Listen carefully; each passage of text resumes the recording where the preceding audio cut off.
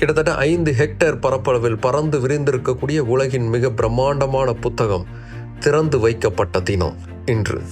19ஆம் நூற்றாண்டுடைய மத்தியில் மியான்மரை ஆட்சி செஞ்சுக்கிட்டு இருந்தவர் அரசர் மிண்டன்.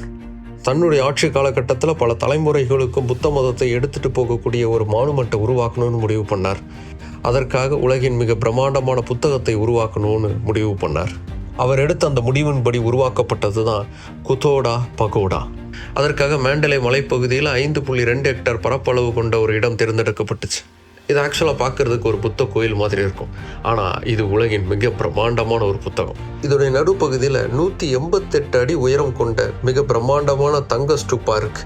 அதை சுற்றி 729 வெள்ளை நிற கட்டுமானங்கள் இருக்கு. இந்த ஒவ்வொரு கட்டுமானத்துக்குள்ளேயும் 5 அடி உயரம் 3 அடி அகலம் கொண்ட பக்கங்கள் இருக்கு. இந்த ஒவ்வொரு பக்கங்களும் மார்பிளால் செய்யப்பட்டது. இந்த ஒவ்வொரு மார்பிள் பக்கத்திலையும் தேரவாத புத்த மதத்தை போதிக்கும் அனைத்து புனித நூல்களின் பக்கங்களும் செதுக்கப்பட்டிருக்கு. அதாவது 5.5 அடி உயரம் கொண்ட 729 பக்கங்களை கொண்ட ஒரு மிகப்பெரிய புத்தகமாக இது வடிவமைக்கப்பட்டிருக்கு.